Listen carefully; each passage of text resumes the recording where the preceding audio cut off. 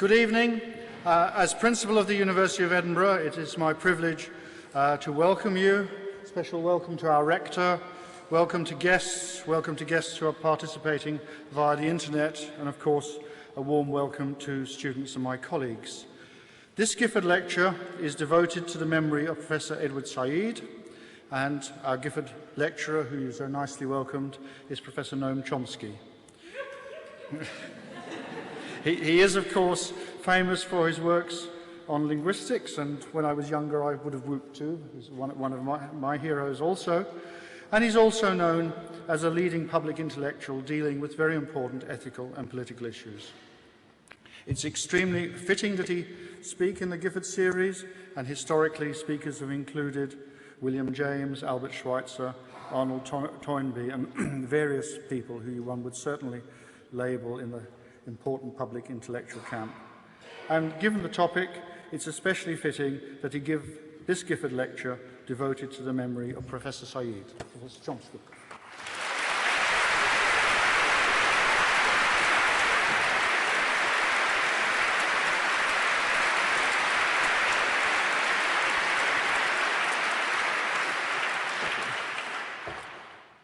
Well, I received the invitation with mixed emotions. I was naturally gratified, but it was under the shadow of the absence of an old and close friend, Edward Said, who, as you know, fought a long and courageous struggle with incurable cancer, but succumbed before he was able to deliver lectures here, which is an immeasurable loss to you, to everyone anywhere who cares about freedom and justice and intellectual and cultural achievement.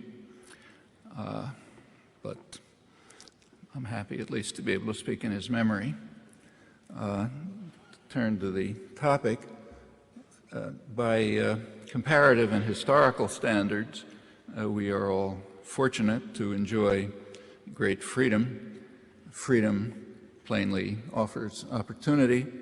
Opportunity confers responsibility. A responsibility to use the freedom that one enjoys wisely, honestly, and humanely. We also happen to live in centers of enormous power. Accordingly, our decisions as to how to face our responsibilities are sure to have far-reaching consequences. I want to concentrate on one case primarily, a case that everyone agrees is of enormous significance, reaching quite literally to issues of human survival. That's the question of resort to force in international affairs. How its legitimacy has been understood over time, how it is today.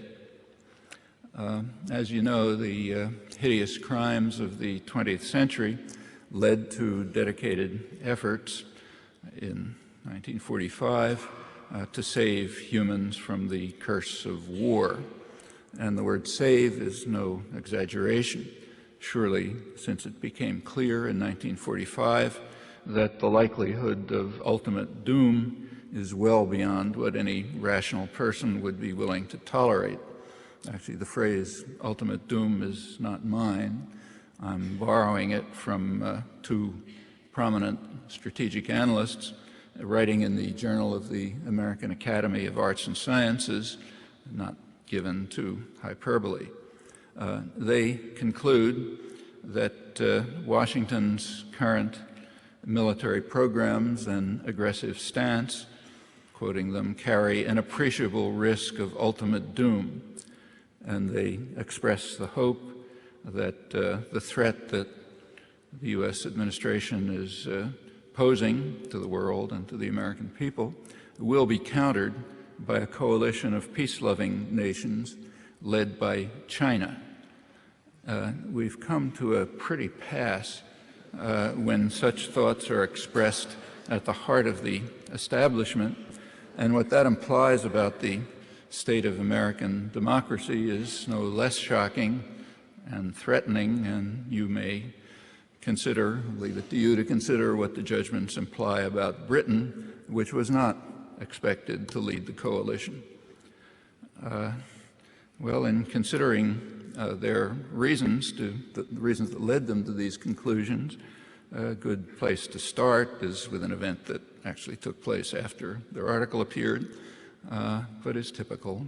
Last November, at the United Nations Committee on Disarmament, it's basically the General Assembly, which voted to support a treaty to ban production of fissile material for nuclear weapons. The vote was 147 to 1. There were 2 abstentions, the one you can guess. The 2 abstentions were Israel, which is reflexive, and Britain, which explained its abstention on the grounds, I'm quoting the British ambassador, on grounds that the resolution had divided the international community at a time when progress should be a prime objective. Divided it 147 to 1, so obviously actually we gain some insight into the ranking of survival of the species on the list of priorities, not only by the vote but by the publicity it received. Unfortunately, it's only one of many illustrative examples.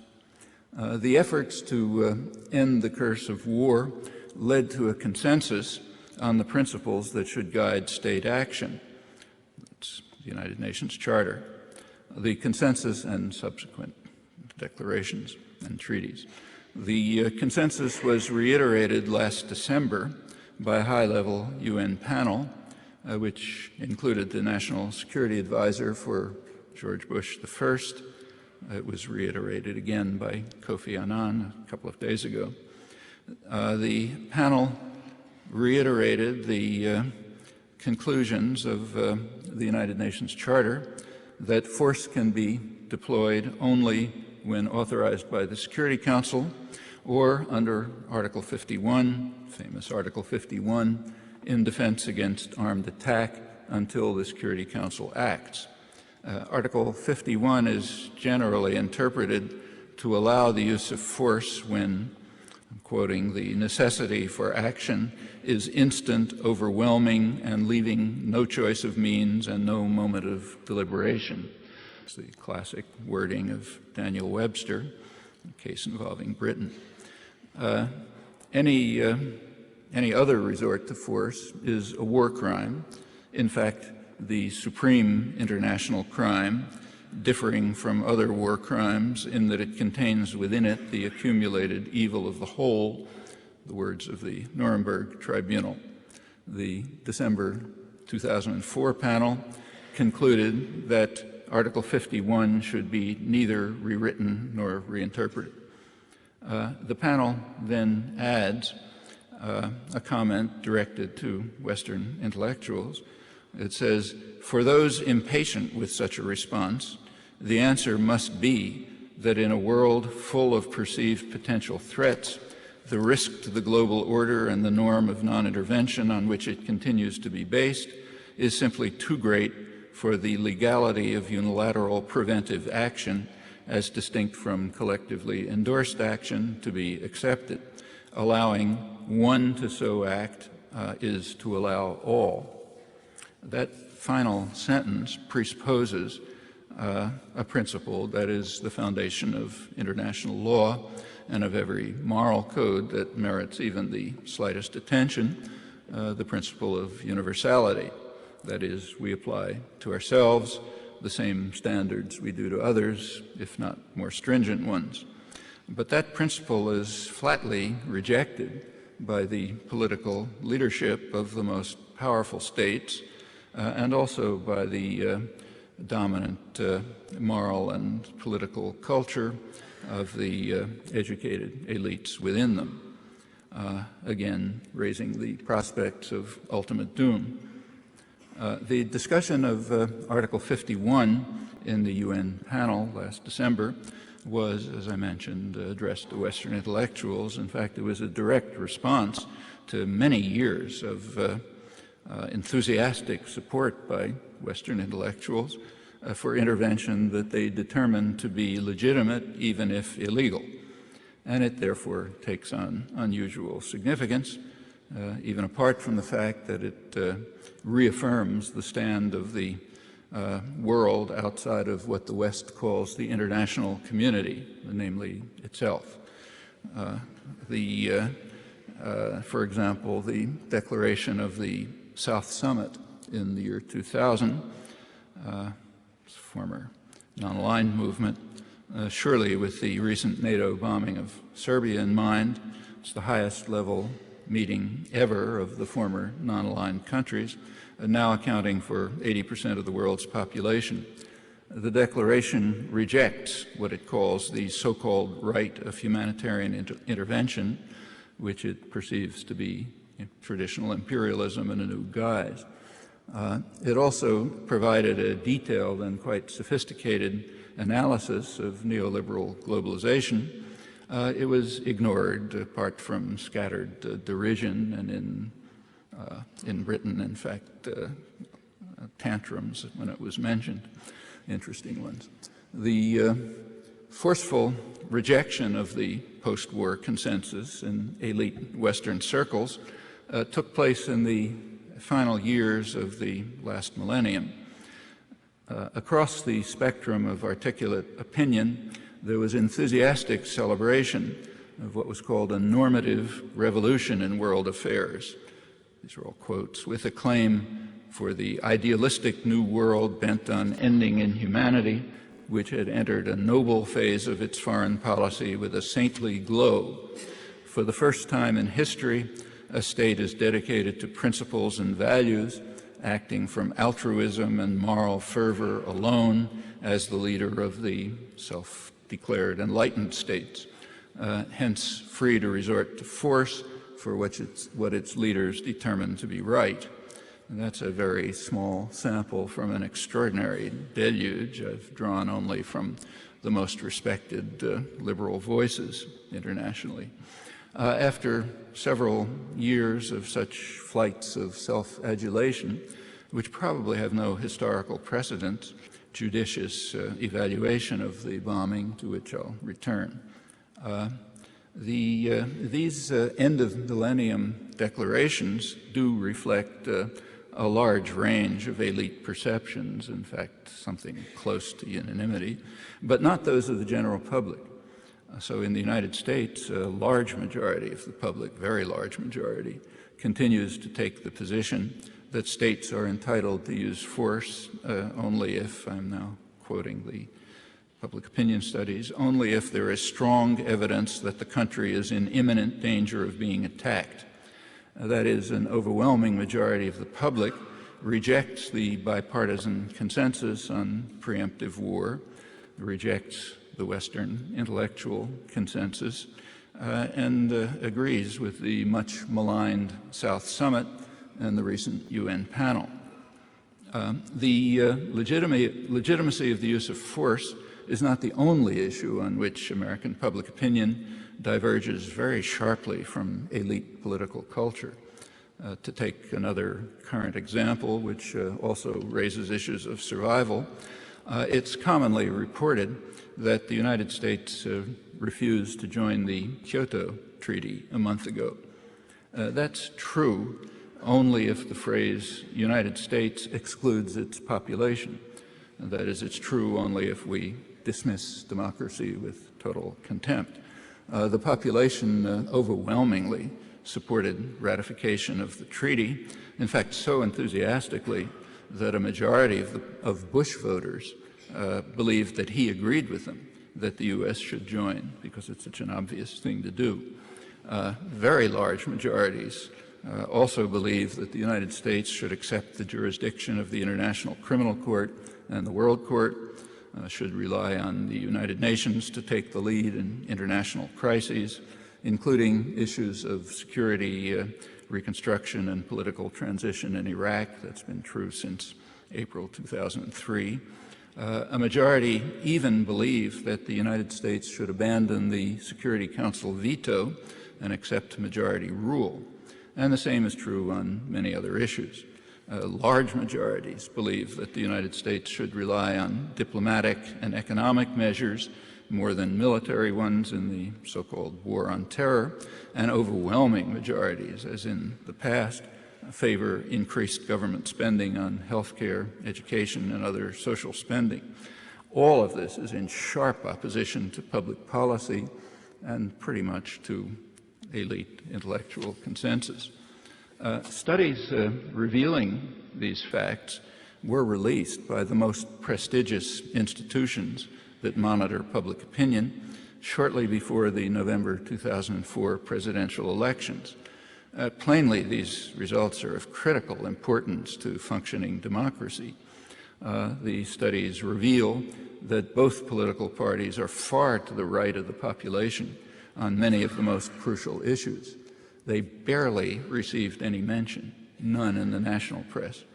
The observations, unfortunately, generalize, and they lend further weight to the judgment of the strategic analysts who I quoted at the outset, that the world's most powerful state is facing a serious democratic deficit, to use a term we apply to others.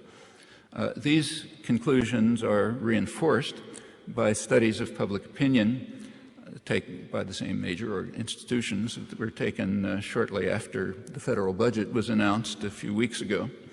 The public calls for sharp cuts in military spending, along with sharply increased social spending. That's education, medical research, job training, conservation, renewable energy, increased spending for the United Nations and for economic and humanitarian aid, and reversal of Bush's tax cuts for the wealthy. Government policy is dramatically the opposite in every respect. There is, rightly, a good deal of international concern about the consequences of the rapidly expanding twin deficits, the trade deficit and the budget deficit. Closely related to those two is a third deficit, the growing democratic deficit, which is very little discussed because it's welcomed by wealth and power, which expend substantial efforts to try to turn the country into a failed state, to adopt a fashionable notion, a state that has formal democratic institutions, but with the public largely removed from policy choices and implementation. And that is a very serious threat, much more so than in a small country somewhere. This is, after all, the world's most powerful state. The provisions of the United Nations Charter were spelled out further, in particular at the Nuremberg Tribunal. Tokyo judgments were far more severe. Although the principles that they enunciated were significant, both of the tribunals were very deeply flawed by the most elementary moral standards. They were both founded on the explicit rejection of the principle of universality. To bring the defeated war criminals to justice, it was necessary to devise definitions of war crime and crime against humanity. How this was done was explained by Telford Taylor, the chief counsel for the prosecution, distinguished international lawyer and historian. In brief, the operative definition of crime was crime that you carried out, but we did not. And as Taylor explained, so urban bombing of urban civilian concentrations was not a crime because the Allies did it more than the Germans. As Taylor explains, his words, to punish the foe, especially the vanquished foe, for conduct in which the enforcing nation has engaged would be so grossly inequitable as to discredit the laws themselves, which is correct. But the operative definition of crime also discredits the laws themselves. Every subsequent tribunal is discredited by the same deep moral flaw. The current Yugoslav tribunal is an example. A group of international lawyers requested the tribunal to investigate NATO crimes that were recorded by the major international human rights organizations, including admissions by the NATO command. The prosecutors rejected the request without investigation. It's in violation of the statutes of the tribunal, stating that they accept NATO assurances of good faith. Yugoslavia did proceed to bring charges to the World Court invoking the Genocide Convention. The United States excused itself from the proceedings on the grounds that when Washington finally signed the Genocide Convention after 40 years, it added a reservation excluding itself from charges. And the court correctly accepted this argument. After the flurry of anger, fury over the publication of the Justice Department memoranda, which effectively authorized torture, the dean of the Yale Law School, Harold Coe, wrote an indignant article in which he said this is almost as if the government was claiming the right to commit genocide. He failed to add that the government does accord itself that right and has done so since it finally signed the Genocide Convention. Much the same happened in the case brought by Nicaragua against the United States 20 years ago. A core part of Nicaragua's case, which was presented by a distinguished Harvard law professor, was rejected by the court on the grounds that in accepting World Court jurisdiction in 1946, the United States had entered a reservation excluding itself from prosecution under multilateral treaties, in particular excluding itself from the supreme crime of aggression. 1946 was, of course, a liberal democratic administration, just as the U.S. Decision to exclude itself from the World Court proceedings brought by Yugoslavia was under the Clinton administration. The court accepted this in the case of the Nicaragua case, and it therefore restricted its deliberations to customary international law and a bilateral U.S.-Nicaragua treaty. Even on these very narrow grounds, the court charged Washington with what it called unlawful use of force, which in lay terms is international terrorism, ordered it to terminate the crimes and pay substantial reparations, which would go far beyond paying off the huge debt that's strangling Nicaragua. The court was dismissed as a hostile forum, to quote the New York Times editors, reflecting the prevailing view. The United States then vetoed 2 Security Council resolutions affirming the court judgment, with Britain politely abstaining, and it proceeded to escalate the attack. The targeted country was devastated, sinking further into misery after the U.S. took over again in 1990. By now, 60% of children under 2 suffer severe malnutrition and probable brain damage, while much of the population survives on remittances. That's a radical change from 20 years earlier, when Washington was panicked by reports from UNICEF, the World Bank, and other international agencies about what they called Nicaragua's remarkable achievements that were laying a solid foundation for long-term socioeconomic development, while the country enjoyed one of the most dramatic improvements in child survival in the developing world.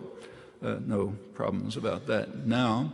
And if there was anyone who actually fit the category of conservative, if there was such a category of people, they would have a very easy way to deal with the fact that 60% of the children under 2 are suffering probable brain damage, namely by paying their debts.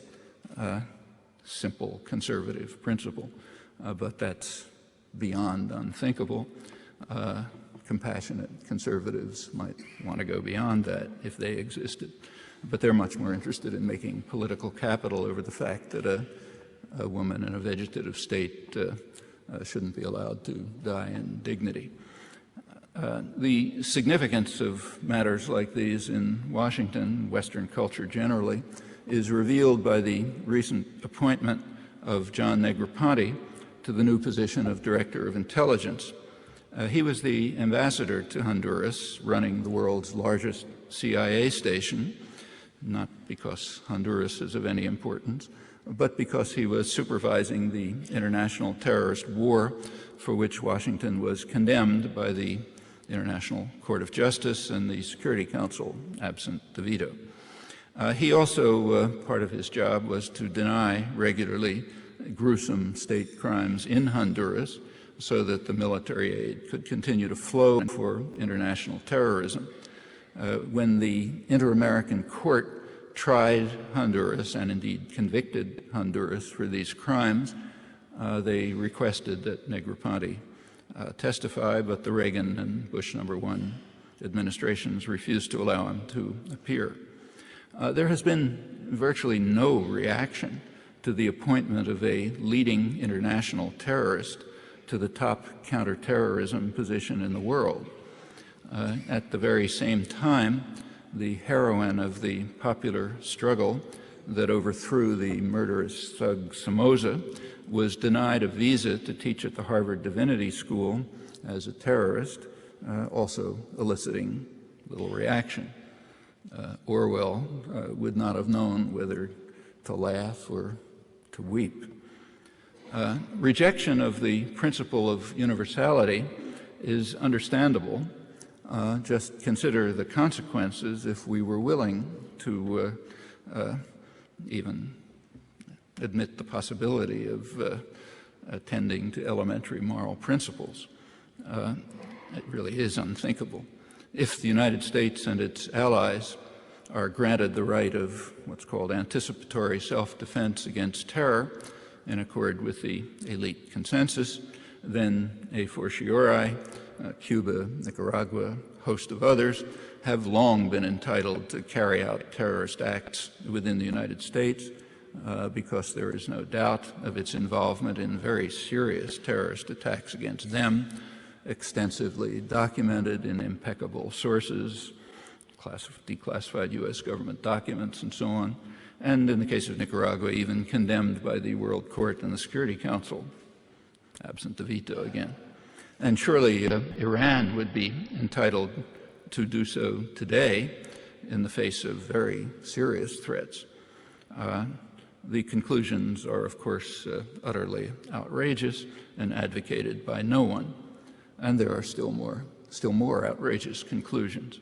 No one, for example, would argue that Japan exercised the legitimate right of anticipatory self-defense when it bombed military bases in the U.S. colonies of Hawaii and the Philippines, even though the Japanese knew that B-17 flying fortresses were coming off the Boeing production line, and they were surely familiar with the public discussions in the United States explaining how these planes could be used to incinerate Japan's wooden cities in a war of extermination, flying from Hawaiian and Philippine bases, to burn out the industrial heart of the empire with firebombing attacks on the teeming bamboo ant heaps, as Air Force General Chennault recommended in 1940.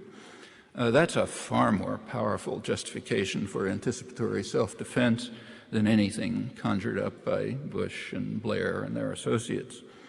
So it's wise not to consider, not even to even imagine entertaining the most elementary of moral principles. Washington's unilateral right to force was articulated publicly by the Bush administration in the National Security Strategy of September 2002, breaking no new ground, however.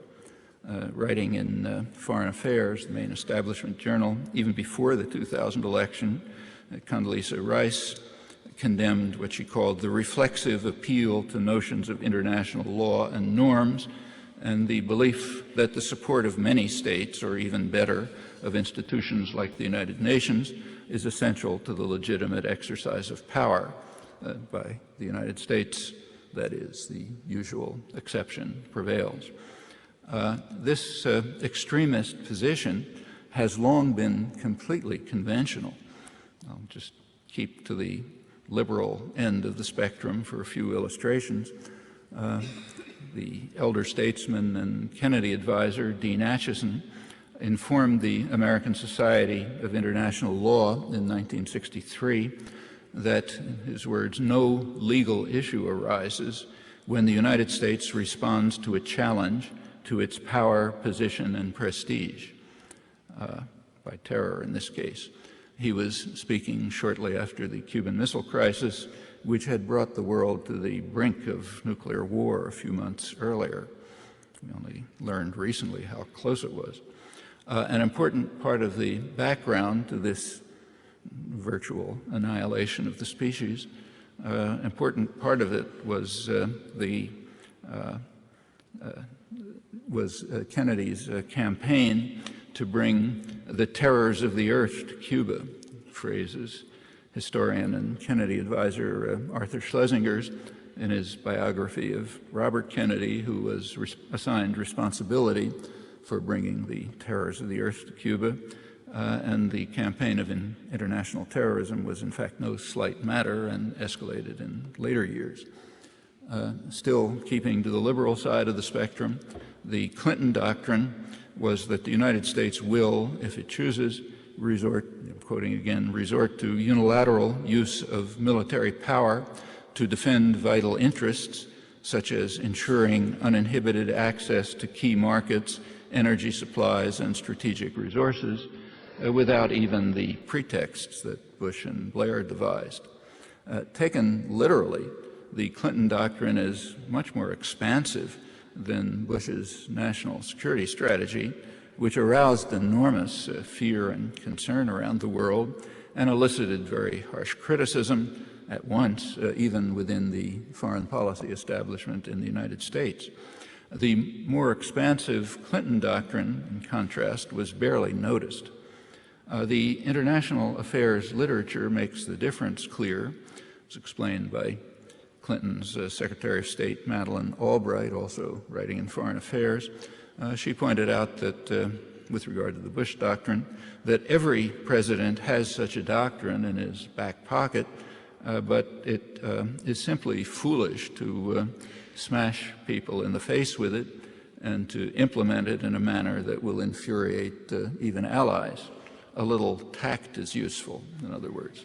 So it's not good form to declare that there is no United Nations. When the United States leads, the United Nations will follow. When it suits our interests to do so, we will do so.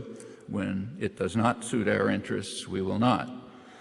Or perhaps it is good form. The author of the words I quoted was just appointed U.S. Ambassador to the United Nations, John Bolton.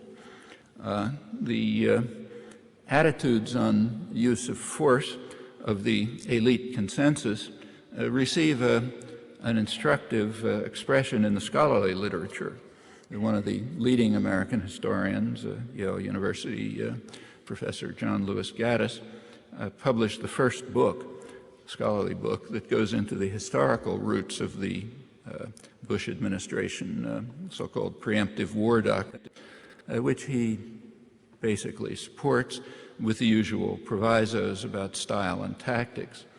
Gaddis traces the doctrine to one of his intellectual heroes, the great grand strategist John Quincy Adams, referring specifically to the justifications that Adams provided for Andrew Jackson's conquest of Florida in what's called the First Seminole War in 1818.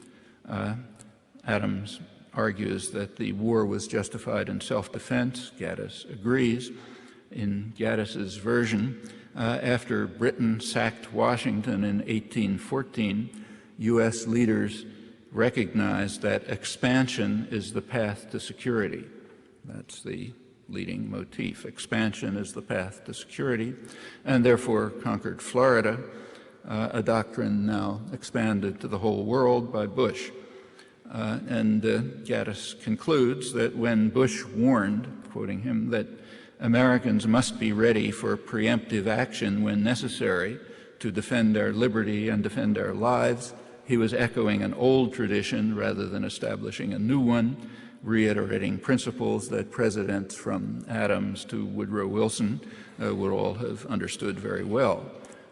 All of Bush's predecessor, Gaddis explains, recognized that America's security was threatened by what he calls failed states, dangerous power vacuums that the U.S. should fill to guarantee its own security, from Florida in 1818 to Iraq in 2003.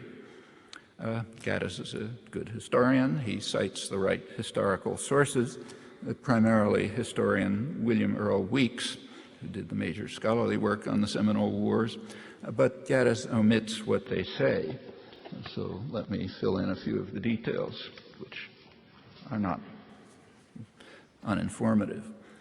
Weeks describes in lurid detail, this is mostly quotes now, Jackson's exhibition of murder and plunder in the First Seminole War, which was just another phase of his project of removing or eliminating Native Americans from the Southeast, which had been underway long before the sacking of Washington in 1814, which was totally irrelevant. Florida was a problem, both because it had not yet been incorporated into what the Founding Fathers called the expanding American Empire, and because it was a haven for Indians and runaway slaves fleeing either the wrath of Jackson or slavery. There was, in fact, an Indian attack, which Jackson and Adams used as a pretext, namely after U.S. forces drove a band of Seminoles off their lands, killing several of them and burning their village to the ground. They retaliated by attacking a military supply boat, and seizing the opportunity, Jackson embarked on a campaign of terror, devastation, and intimidation, destroying villages and sources of food in a calculated effort to inflict starvation on the tribes who sought refuge from his wrath in the swamps. And so matters continued, leading to a famous state paper in which Adams endorsed Jackson's unprovoked aggression to establish in Florida the dominion of this republic upon the odious basis of violence and bloodshed.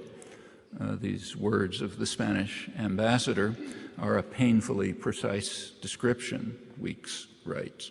Adams had consciously distorted, dissembled, lied about the goals and conduct of American foreign policy to both Congress and the public. Weeks continues, grossly violating his proclaimed moral principles, implicitly defending Indian removal, slavery, and the use of military force without congressional approval. Adams recognized what Weeks called the absurdity of his explanations, but in Adams's own words, he felt that it is better to err on the side of vigor than on the side of weakness, to speak in ways clearer than truth, as Dean Acheson was to express the same sentiment in the early post-war years. The account Adams gave, Weeks writes, stands as a monumental distortion of the causes and conduct of Jackson's conquest of Florida, reminding historians not to search for truth in official explanations of events. The crimes of Jackson and Adams proved but a prelude to a second war of extermination against the Seminoles, in which the remnants either fled to the west to enjoy the same fate later, or were killed or forced to take refuge in the dense swamps of Florida. All of this is remembered in American culture by the fact that the Seminoles are now the mascot of a leading football team, wins the football championship.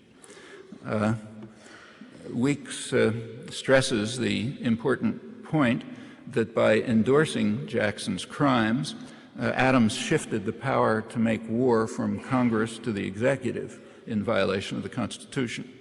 The principle remains in force, not troubling strict constructionists.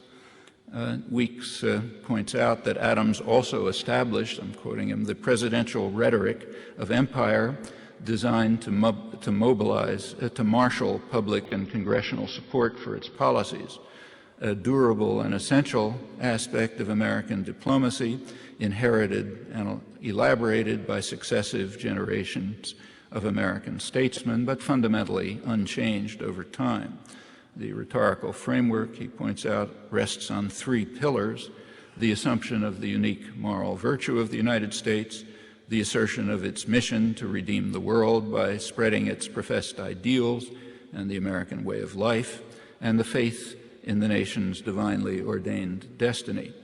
The theological framework reduces policy issues to a choice between good and evil, thus undercuts reasoned debate and fends off the dread threat of democracy. Critics can be accused of anti-Americanism, which is an interesting concept borrowed from the lexicon of totalitarianism. The issue of defense against Britain, the only potential enemy, didn't arise. The British minister, Castlereagh, was so eager to cement Anglo-American relations that he even overlooked Jackson's murder of 2 innocent British citizens, which Adams defended for what he called its salutary efficacy for terror and example. Weeks suggests that Adams was heeding the words of Tacitus, his favorite historian, that crime once exposed had no refuge but in audacity, also a principle that persists. Filling in these and quite a few other instructive omissions, the picture provided by Gaddis's scholarly sources lends considerable support to his judgment about the precedent for the Bush Doctrine and its implementation from Adams through what's called Wilsonian idealism and on to the present. Sure, that's needless to say, this should be very familiar to anyone familiar with British history and many others. As for the expansion of the precedents to the entire world, others can make their own judgments, and they have. Fear and often hatred of the United States have risen to unprecedented heights, significantly increasing the threat of terror, as was anticipated, and also anticipated by the United States and certainly by Britain, and also increasing the threat of ultimate doom. The same is true of the extension of the Clinton doctrine of control of space for military purposes to Bush's doctrine of, quoting, ownership of space, which may mean instant engagement anywhere in the world, putting any part in the world at risk of instant destruction. That's the space age version of the Adams doctrine that expansion is the path to security. Well, to summarize briefly, there is a spectrum of articulate opinion on the resort to military force. At one extreme is the post-war consensus, formally articulated in the UN Charter, reiterated at the South Summit, and once again by the high-level UN panel. The rest of the spectrum basically adopts the principle that the United States is uniquely exempt from international law. It can delegate this right to its clients and entitled to resort to any measures it chooses to respond to a challenge to its power, position, and prestige, and to ensure uninhibited access to key markets, energy supplies, and strategic resources, just keeping to the liberal internationalist end of the spectrum. I should stress again, however, that the American public keeps quite firmly to the post-war consensus that is virtually excluded from the political system and to a large extent from articulate opinion. Well, at the margins, we do find more nuanced opinions on the resort to war. One of the most important is the International Independent Commission of Inquiry into the Kosovo War, which was headed by the distinguished South African juror, Justice Richard Goldstone. The commission rendered the harshest criticism of the NATO bombing anywhere near the mainstream, concluding that it was illegal but legitimate. Illegal for obvious reasons, but despite its illegality, quoting, it was legitimate because all diplomatic avenues had been exhausted and there was no other way to stop the killings and atrocities in Kosovo. Justice Goldstone concluded that the UN Charter may need revision in the light of the report of the commission that he headed. That was the conclusion rejected by the UN panel last December.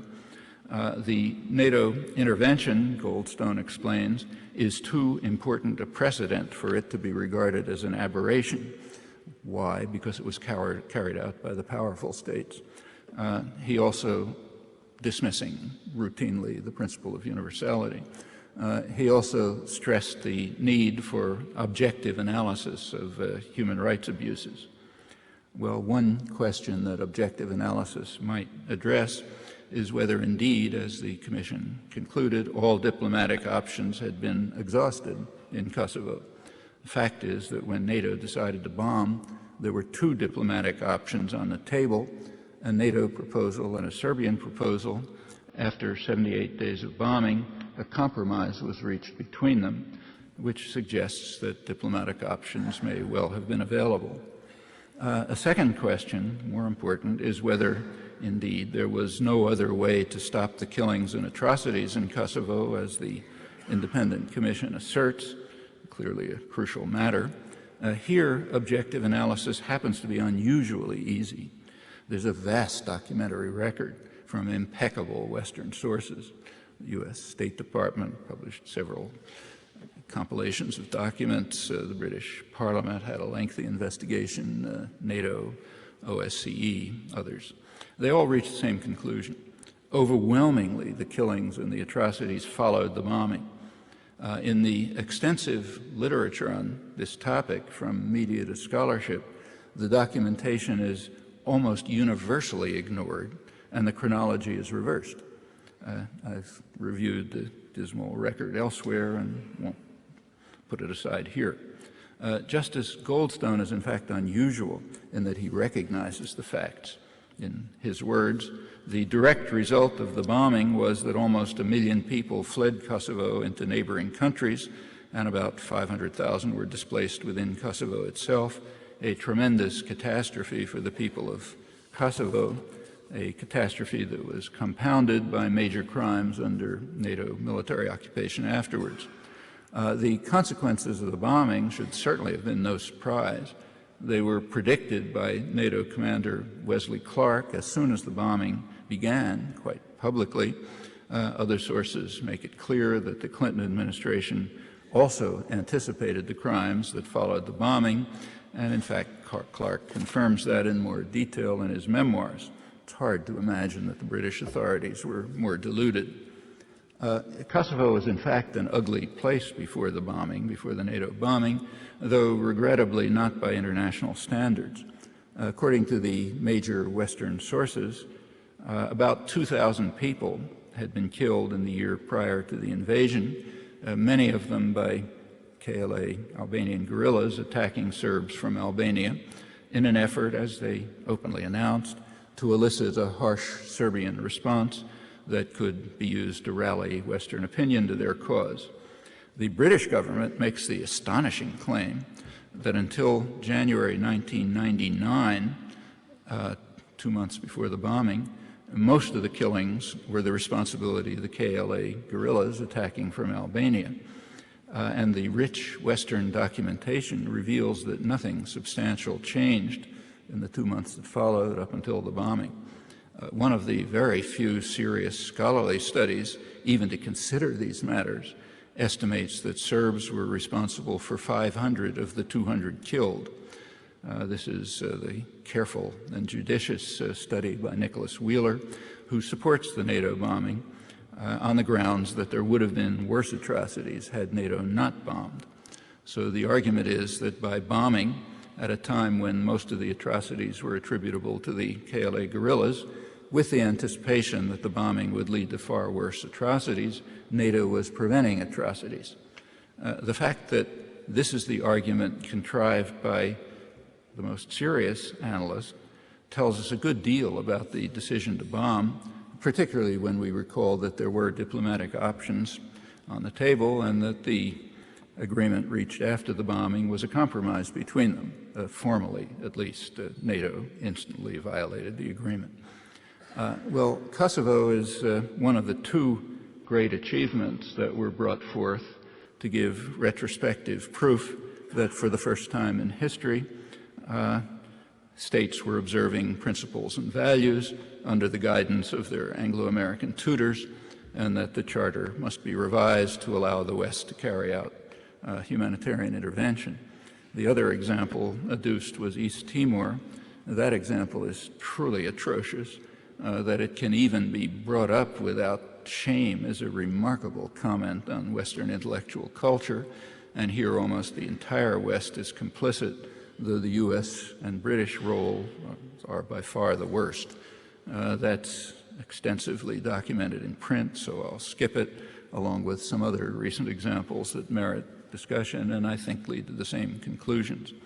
Well, one case that can hardly be ignored has to do with the Bush-Blair invasion of Iraq, which is based on a single question, in their words. As they and their associates repeatedly emphasized, Iraq's refusal to obey Security Council orders to stop developing weapons of mass destruction. After the collapse of these pretexts, we were solemnly informed that the justification was not anticipatory self-defense, as had been insistently proclaimed, but rather Bush's messianic vision to bring democracy to the world, as the new version is described by the liberal press. Well, reactions to the announcement of the messianic vision ranged from rapturous awe to critical commentary, which praised the nobility and generosity of the vision, but warned that it may be beyond our means, the beneficiaries may be too backward, might be too costly. That this is the guiding vision and always has been is presupposed throughout as self-evident. It's hard to find an exception within the mainstream. You might try. All that was missing was evidence. Evidently, the declarations of our leaders suffice, and a mass of counter-evidence up to the present can be dismissed as irrelevant without comment. Well, the strongest witnesses for the defense should be the leading scholars and the most enthusiastic advocates of what's called democracy promotion. The most prominent among them is the director of the Democracy and Rule of Law Project at the Carnegie Endowment, Thomas Carruthers. He's just published a book reviewing the record of democracy promotion since the end of the Cold War. And he finds what he calls a strong line of continuity running through all administrations, quoting him now. Where democracy appears to fit in well with U.S. security and economic interests, the United States promotes democracy. Where democracy clashes with other significant interests, it is downplayed or even ignored. All administrations are, in his words, schizophrenic, with curious consistency. He predicts with regret that Iraq policies will likely exhibit similar contradictions between stated principles and political reality, but the dedication to the principles is nonetheless unquestionable. Well, it didn't take long for his predictions about Iraq to be fulfilled. The occupation authorities worked assiduously to avert the threat of democracy, but the U.S. and Britain were compelled with great reluctance to permit elections. That was a major triumph of nonviolent resistance. Few competent observers would disagree with the editors of the Financial Times, quote them, that the reason the elections took place was the insistence of the Grand Ayatollah Ali Sistani and the mass popular resistance that he supported or elicited. I added that. Sistani, who vetoed 3 schemes by the U.S.-led occupation authorities to shelve or dilute them.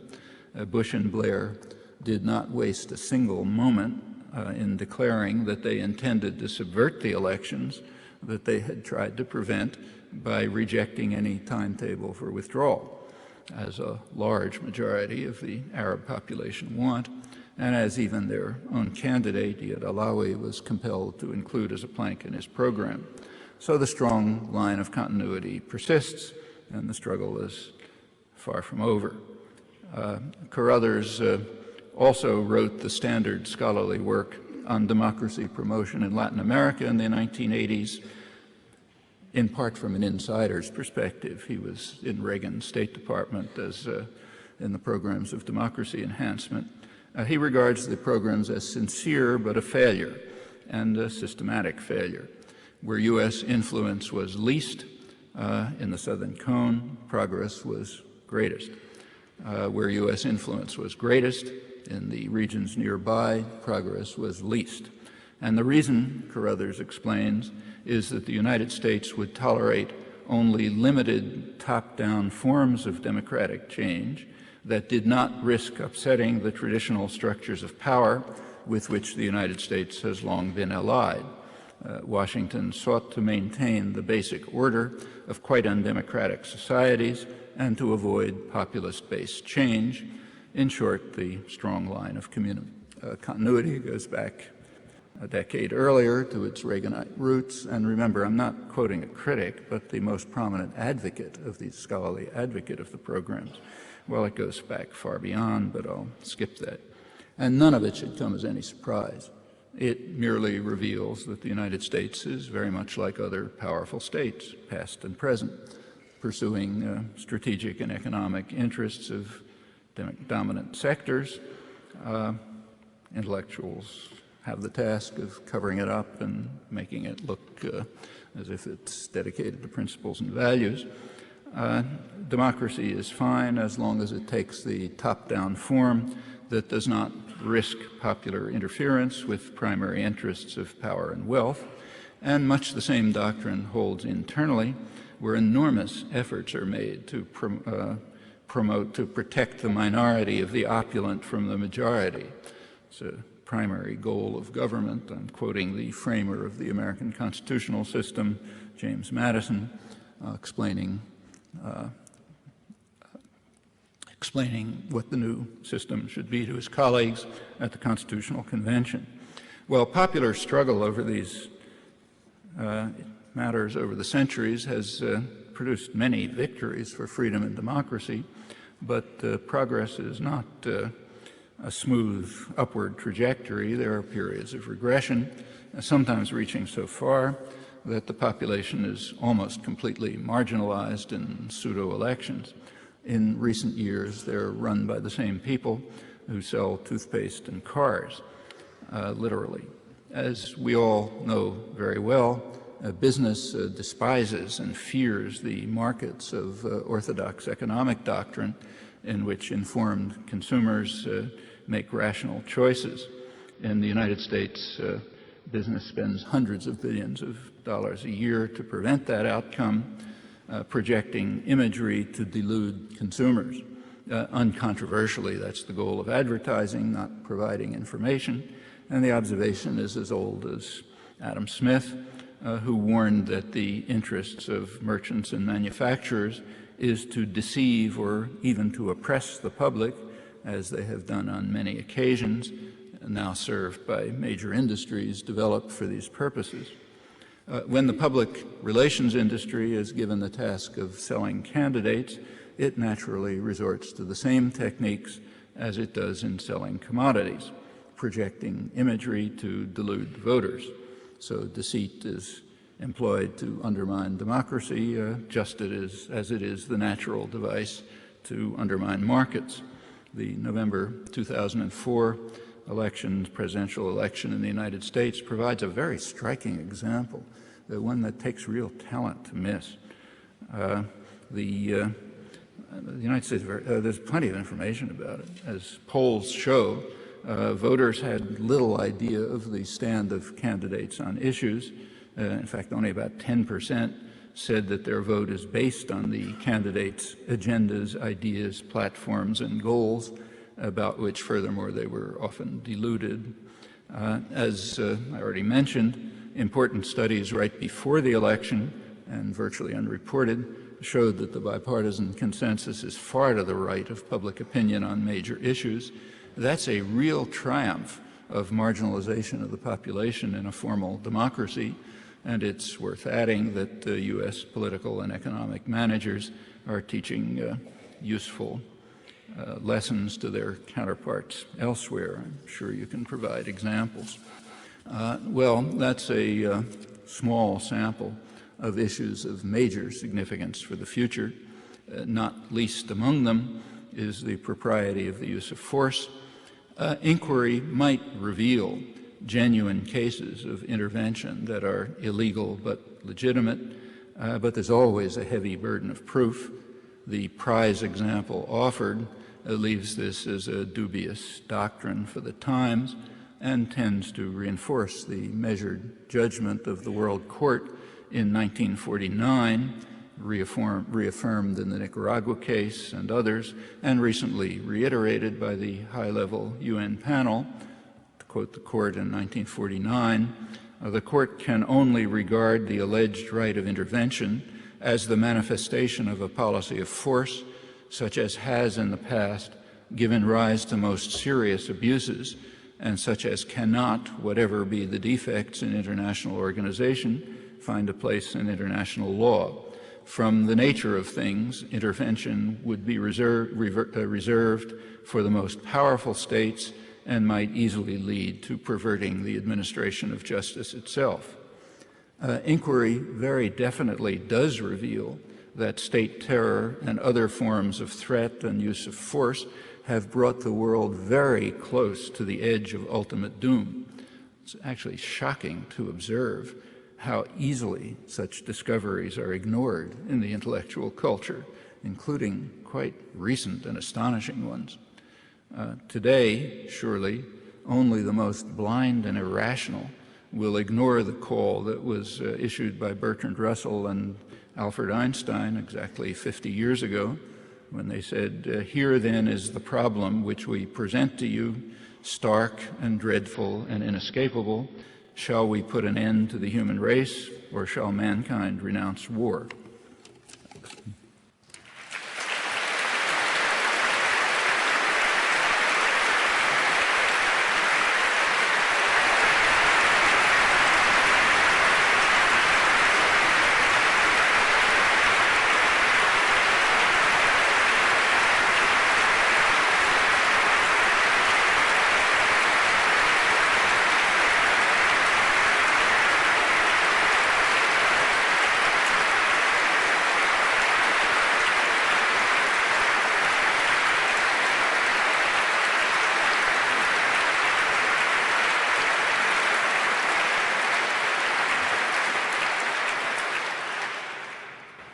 So now Professor Chomsky will take some questions. If you do pose a question, it would be helpful if you started by telling us who you are. Please.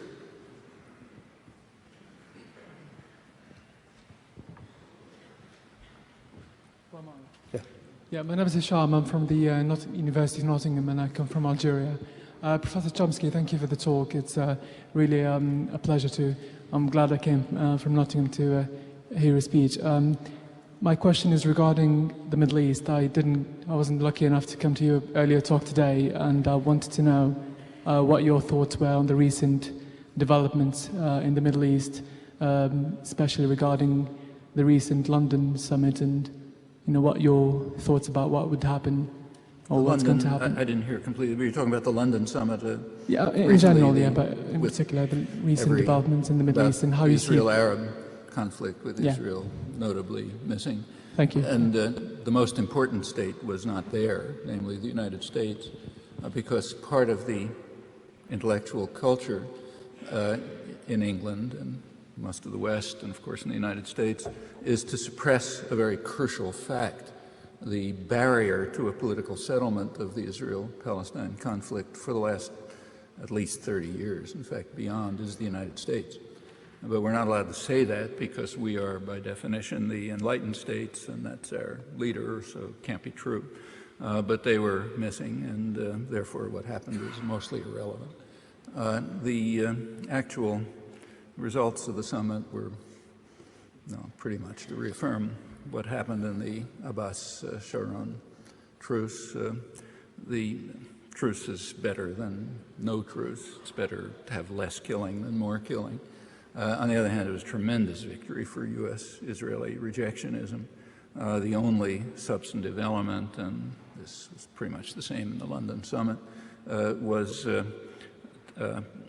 to deny the legitimacy of any form and any resistance to the military occupation, which means that the military occupation can continue, and that doesn't mean just the military occupation. It means all the topics which are not discussed and at the summit or at the Abbas-Sharon truce, and those are would have been at the core of the conflict for 30 years, increasingly so for the last 10 years. That's the continual takeover of Palestinian land and resources, including the most valuable land, including, crucially, the water resources. Palestinians are left as among the most water-deprived people in the world because about 80% of their water resources are used by Israel. And this just continues constantly. You can read it in this morning's newspaper with the report of 3,500 new homes built to the east of Jerusalem. The paper didn't report that these programs were started by the Doves, by Rabin and Peres, and are now continuing to be implemented. It went on right through the Oslo agreements without any break. Peak year was the year 2000, Clinton's last year, and continues now. And now it can continue without any according to the agreements, it can continue without any disruption. There is some vague talk to what they like to call Bush's vision of two states, whatever that's supposed to mean, some vision he got. But the fact of the matter is that for the last, since 1976, when the U.S. first vetoed a Security Council resolution calling for a two-state settlement, Britain abstaining, since then, this has been the prime obstacle to settlement. And unless somebody tries to deal with that, it's over. I should finally add that this is another one of those issues on which U.S. public opinion is strongly opposed to government policy. In fact, the support for this position in the United States is about 17%, 17%. But that opposition is inactive because nobody has a clue about what's happening. None of what has been going on virtually none of what's been going on for the past 30 years is even reported. And you can barely even find it in scholarly literature, which is very obedient. And there are exceptions, of course, but to a large extent that's true. If you look at the serious scholarship, you can find it, but nobody knows. And the London Summit, unfortunately, didn't carry it forward. Very good. Another question, please.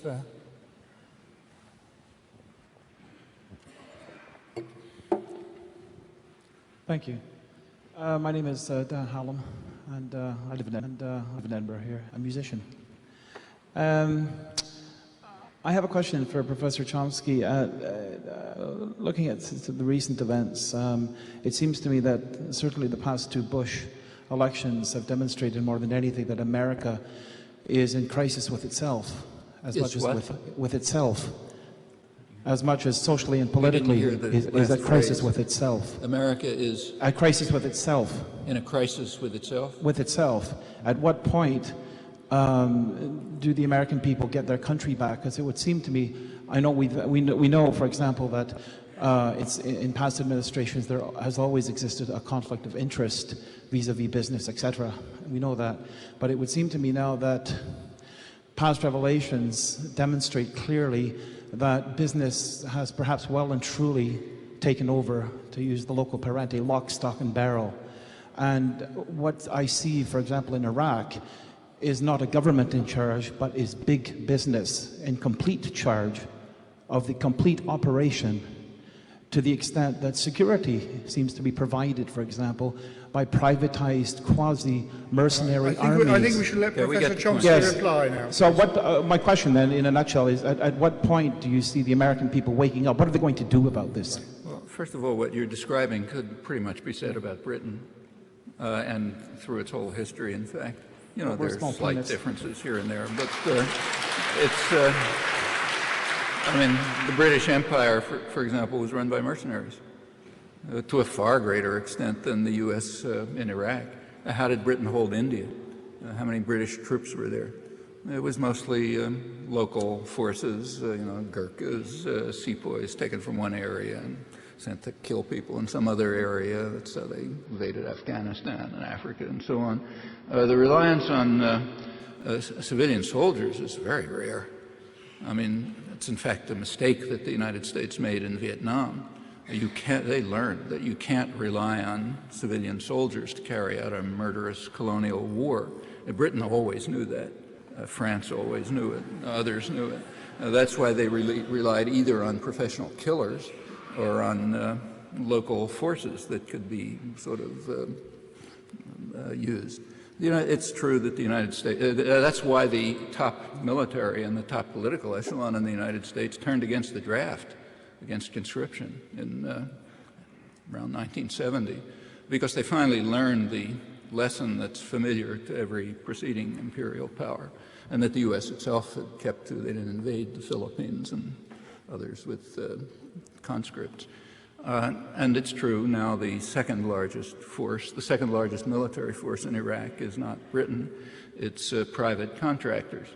Some of them former U.S. military, some South African murderers, a lot of Latin Americans who were, a lot of Latin American, Chilean, Salvadoran, other security forces armed and trained by the United States to carry out atrocities there. They don't have much work to do, so they're going off to Iraq. But this is just the traditional pattern. The alliance to business is, of course, very true, but there's nothing novel about that, and it's nothing specific to the United States. In different degrees, the United States is not identical to other societies. Britain's not identical to Italy. But there are very striking similarities. And in many respects, what the United States is now is the direction towards which European elites are trying to move Europe, including British. It's not, including the marginalization of the population, which is not a new policy, but continually takes new forms.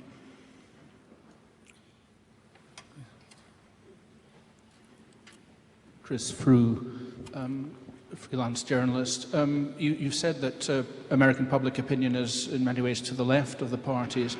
Do you see an imminent, coherent force beginning to claim some of that public opinion back, as even Hillary Clinton's beginning to pay homage to the right? Do you see any cause for optimism on the left? Well, first of all, remember, what's called the left in the United States is the New York Times. I'm not joking. A leading economist, who I'm sure you'll be giving an honorary degree to one of these days, Greg Manco, who's the head of, probably get a Nobel Prize, he's the head of he's Reagan's economic advisor. He just opened an article by saying, I'm not joking, that Harvard University is probably the most left-wing institution on the face of the earth. So that's the left. If anybody knows what Harvard is like, you'll appreciate the comment. But Harvard, the New York Times, Democratic Party, that's supposed to be the left. And they are so far to the right that most of the population is way to the left of them. Can the actual so the real question is not really about the left, but whether mainstream public opinion can be made brought to enter into policy formation. That is, can the country be turned into a functioning democracy, not just a formal democracy? But I think that's a question you can ask here too. It's not a question that's specific to the United States. The U.S. may be a couple of steps in advance of other industrial societies, but it's, you can answer the question very easily yourself. Is there hope for a change? Sure. In the past, frequently, if you look over past history, it's the end of history in a utopia of the masters has repeatedly been proclaimed. Here too, back around I think 1880, William Morris gave what should be a famous speech at Oxford, and I wish I could remember the words because they're quite eloquent, but the theme was, he says, he knows that it is received opinion that history is over and that everyone must subordinate themselves to the rule of business, and the most brilliant minds tell him that, but he knows that if that's true, civilization is at an end, and he refuses to believe that it's true. And he was right. Following that came quite important developments leading to the much higher degree of freedom and justice that we now have, and that's been repeated over and over. And this happens to be a moment of triumphalism for concentrated state-private power, the kinds that are meeting at G8 here pretty soon. But there have been moments of triumphalism in the past, repeatedly, always shown to be wrong. So yes, there's plenty of opportunities to change it. And now the opportunities are much greater than in the past, because there already is a legacy of freedom which has been won, which was much beyond what was available in the 1880s or the 1920s or the 1950s, to take the last period in which there was such triumphalism. So sure, plenty of opportunities. Question is whether people use them. So we'll take one last question.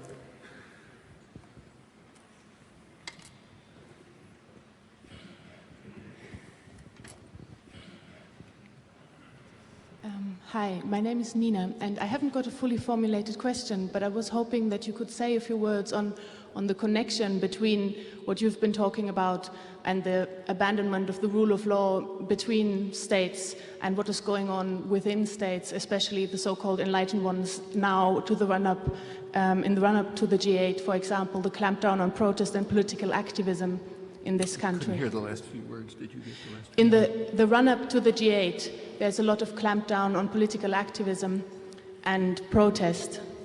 And I was hoping at you the could... G8? Yeah, well, now concerning already. the protest at the G8? Running up to the G8 already. The security system to run, yeah. Okay, then I understand.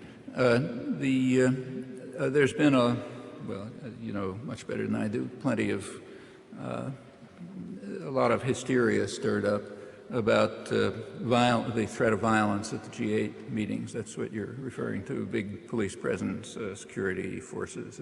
That's what you mean? Yeah. My suspicion is, judging by past events, that that's a conscious effort to stir up violence.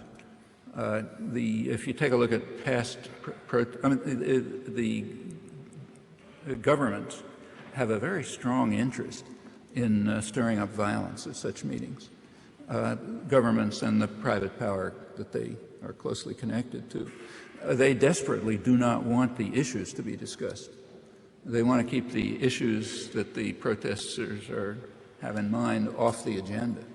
They would like it best if nobody ever heard about the meetings, but can't have that degree of secrecy, so people hear about them and they come to have positions that they want to protest. They don't like the frame where a lot of people, in fact, the overwhelming majority of the world, as far as we know, certainly in countries where you can take polls, is opposed to the agenda which the propaganda system calls globalization. It's not globalization. It's a very particular form of economic integration oriented towards assuring investor rights and undermining democratic choices. I mean, that's a particular form of international integration. And a lot of people are opposed. So, for example, take the North American Free Trade Agreement, NAFTA. It's an unusual agreement. It's not about free trade, but none of the free trade agreements are about free trade. It certainly wasn't an agreement, at least if populations are considered parts of their countries. So in Canada and the United States, where you have good polls, the majority of the population was opposed. Mexico, polls aren't so good, so you can't be certain, but there were plenty of opposition. In fact, it's an unusual agreement in that all three countries, the populations were opposed. And they had alternatives, like the labor movement in the United States presented a very substantive alternative for a free trade agreement, but that couldn't be reported. And it wasn't to this day, it's unreported. Congress's own research bureau also proposed an alternative pretty similar to the labor movement. That couldn't be reported. So it was rammed through by executive agreement over popular opposition. And of course, those who carry the various stages forward would like to make sure that the public's out of it. Well, one way to keep the public out is to make sure that protests are limited to stone throwing and police and gas masks and that sort of thing. As long as the incident, as the event is restricted to the discussions in private between the important people and stone throwing by the unimportant people, then you can be sure, then there's a victory. You know, the issues are off the agenda. So that they would like to stimulate violence is natural, and if you look at the history in recent cases, it's often been true. a good deal of the stone throwing and so on turns out to be police provocateurs. Or else just the very strong security presence, kind of elicits a reaction from people who would like that. It's what they regard as fun or something. What the protesters ought to do is be aware of that and avoid it. Make sure that they use their strength, which is the issues and the public support and the educational importance of building up organization to counter projects that they're opposed to. What will happen, we'll see. We know the record of past events, and it's often been what I described. Sometimes, as in Italy in the Genoa ones, it turned out, which there was a lot of violence, turned out it was almost all attributable to the police provocateurs. The black bands would be breaking windows in banks, and a couple of days later people would see them walking in and out of the police stations. I don't know if that'll happen here, but the very attempt to create an atmosphere of tension and security tends to promote that kind of reaction.